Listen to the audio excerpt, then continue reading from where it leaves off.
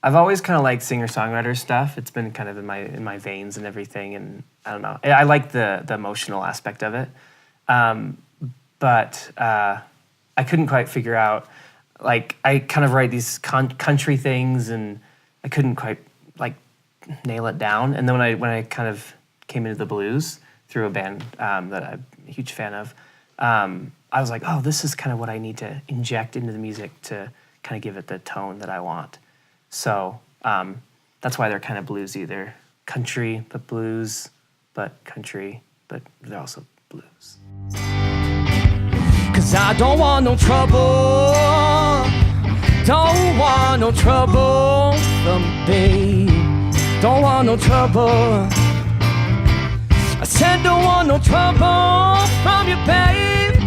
Don't want no trouble from you, babe.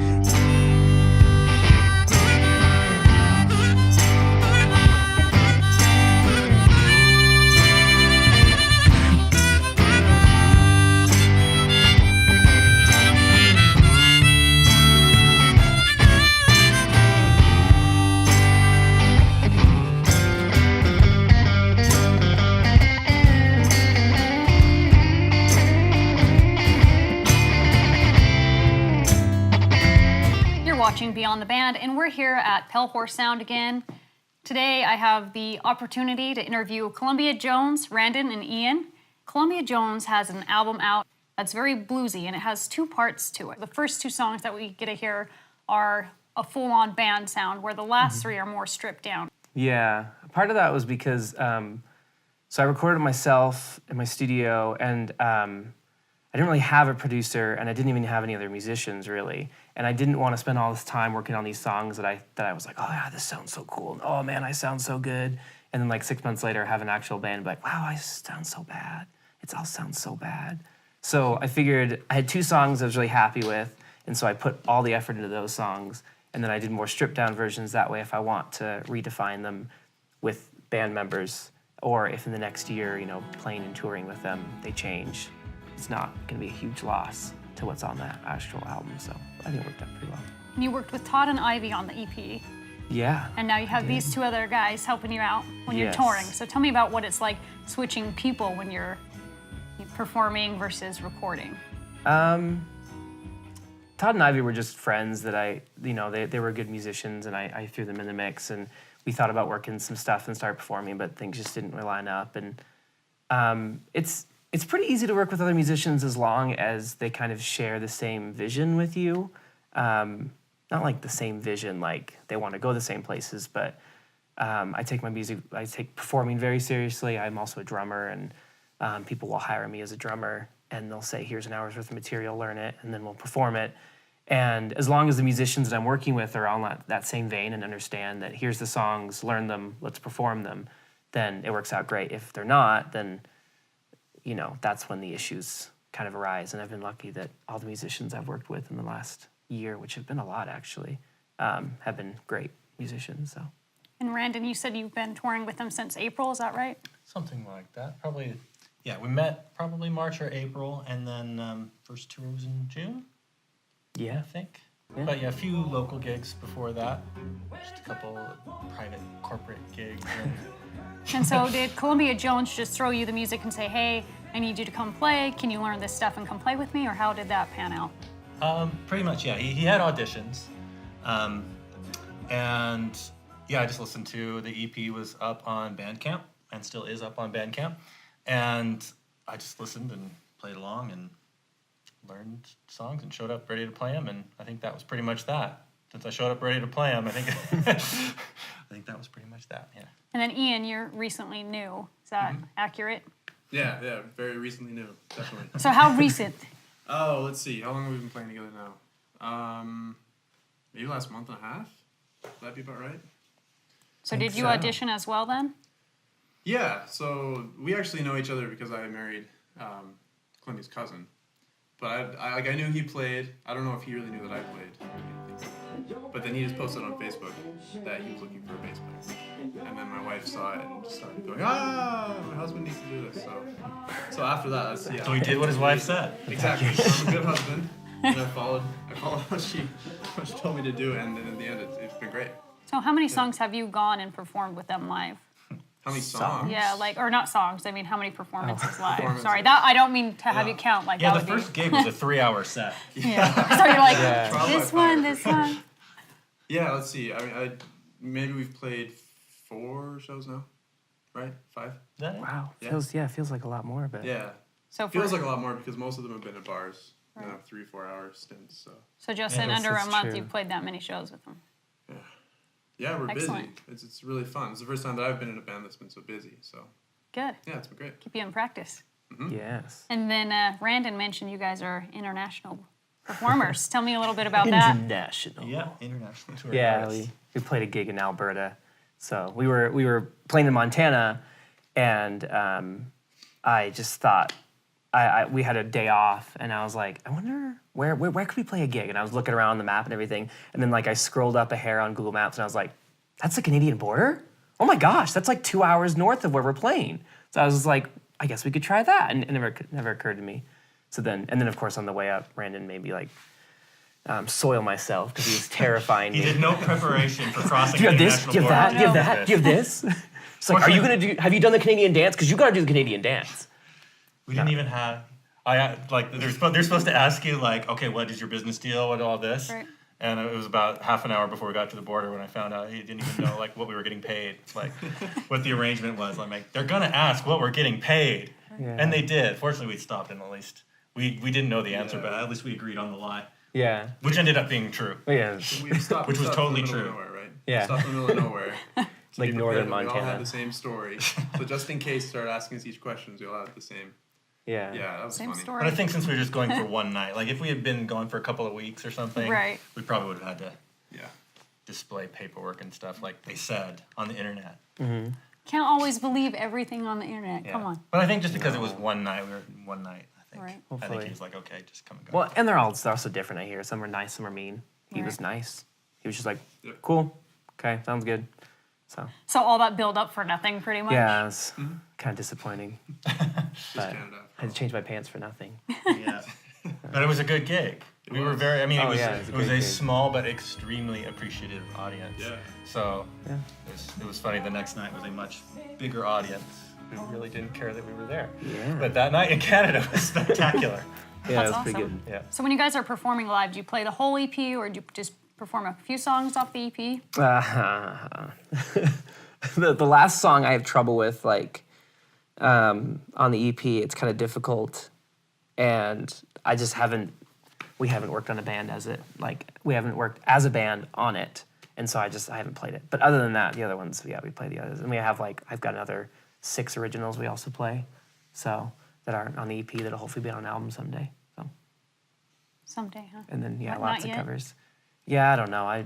When you release an album, you want to make a big deal of it, and when I only have 10 fans, you can't make a big deal. So I'm hoping to kind of build stuff and then make a big release. So Let's dive into your album. Let's kick it off with the first song on there, 25. That talks about all these plans, all these ideas for life. And then when 25 hits, things kind of flip.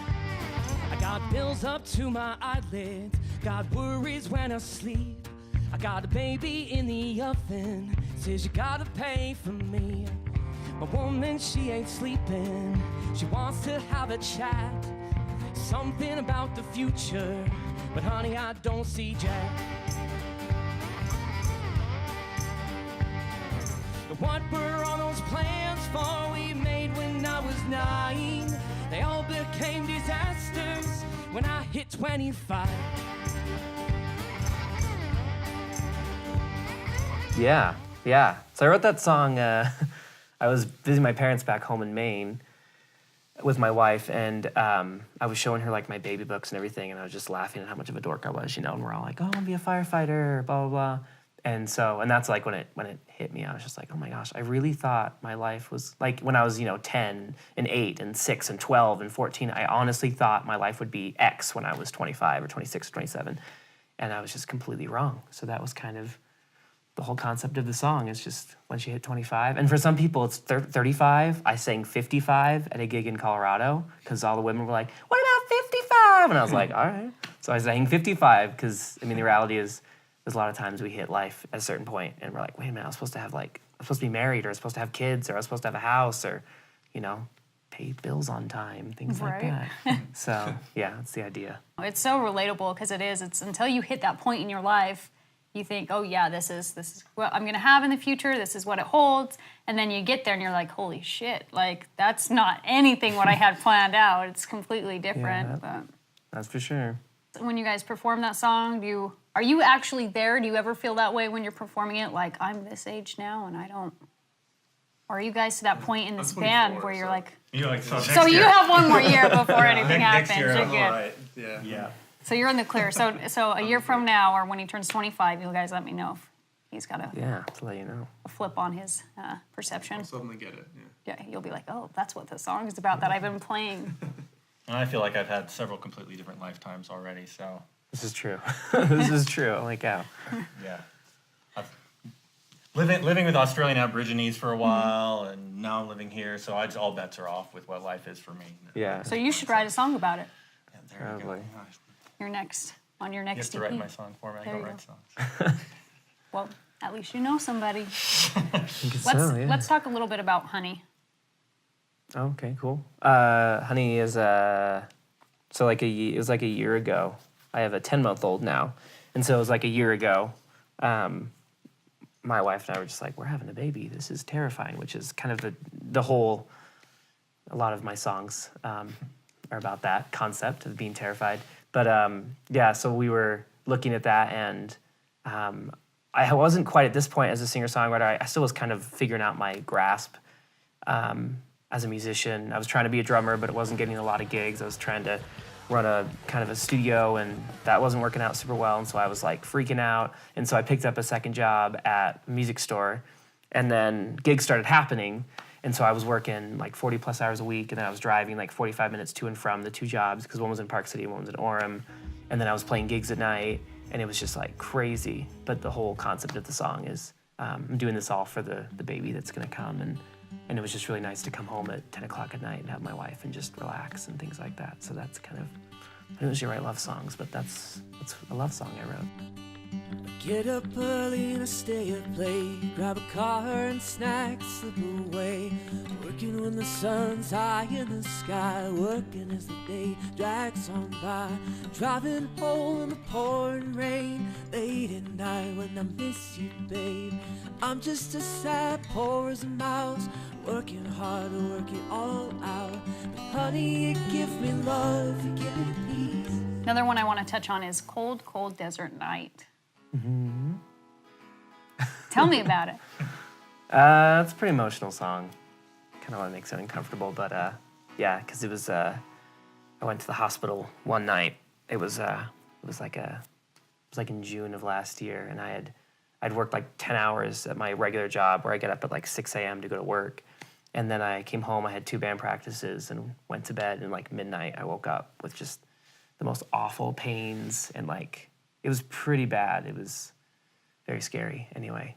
So I had to go to the hospital, and I had some things happen basically I got diagnosed with something, and things really changed, and in a lot of ways, and that's just it was a very, felt very betrayed, which is the concept of the song, is this idea of this guy who's, in my head it was this idea of this guy who's a farmer. I liken myself to a farmer sometimes, which is weird, but it's because like as a farmer, you know, you sow your fields and you spend all this time and all this work and you hope that everything grows and you can sell it. And I feel like that as a musician, as an entrepreneur, you know, you work super hard, you practice guitar, and then you just hope that when it grows, everyone buys it, you know.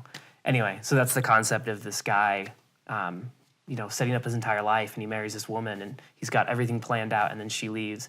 And especially, you know, back in the 1800s, I don't know why, but in my head, that was what the song was written. You know, you don't have like Social Security you can call, or, you know, like if you bought a house, I mean, you're just screwed. Like, and so that was kind of the concept of the song, and that's just how I felt. You know, it wasn't like I was an alcoholic and I had liver disease. Like, it wasn't my fault that I got this thing. And so then for the next year, I had to pay this hefty medical bill and these monthly medical costs, and that was very, very frustrating. So that's what the song's about. Yeah. I can only imagine how frustrating that would be. Yeah.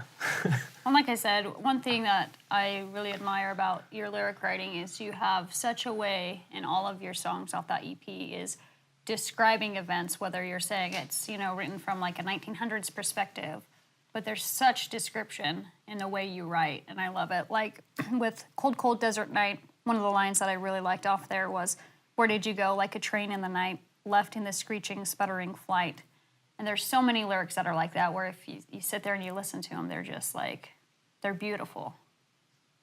And I think that's one thing that you do very well as a musician, is your writing is so good.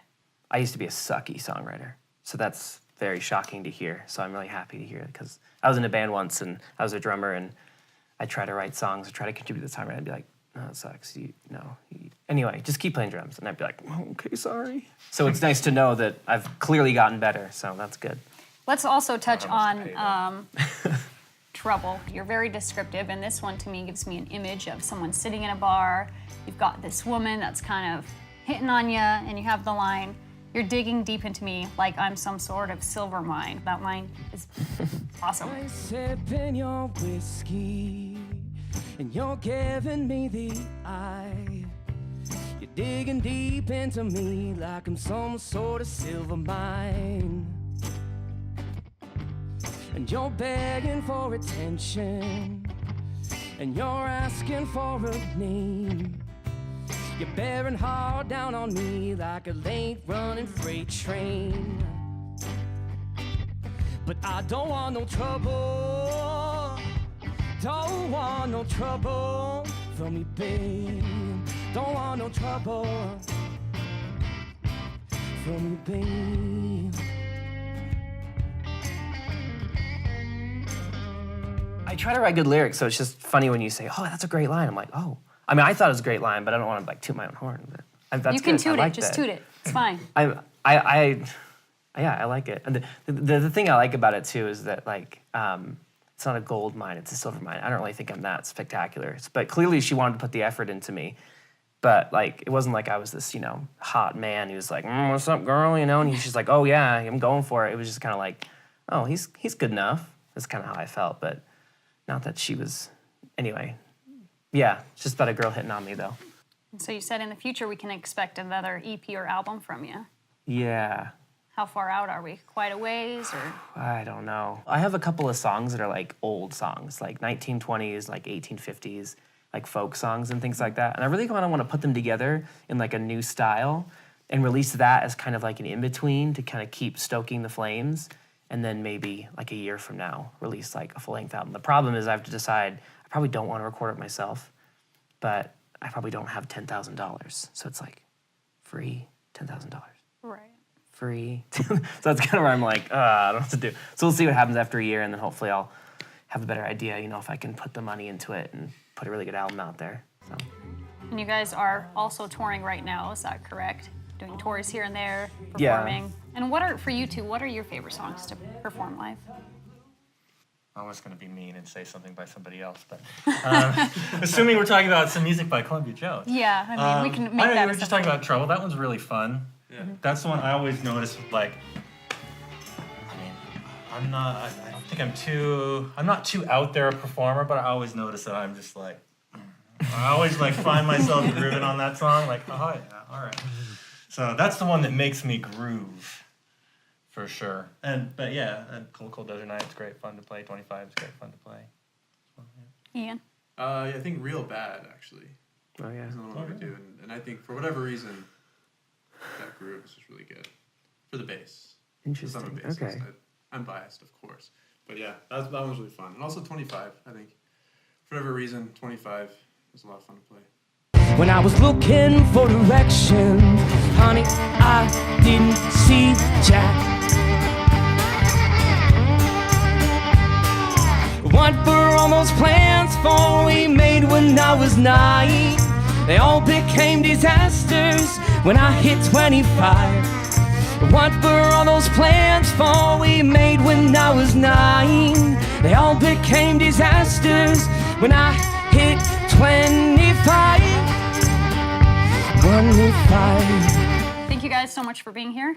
Thank And you. we want to shout out to Pale Horse Sound for letting us film in their studio once again. and we'll catch you guys next time on Beyond the Band.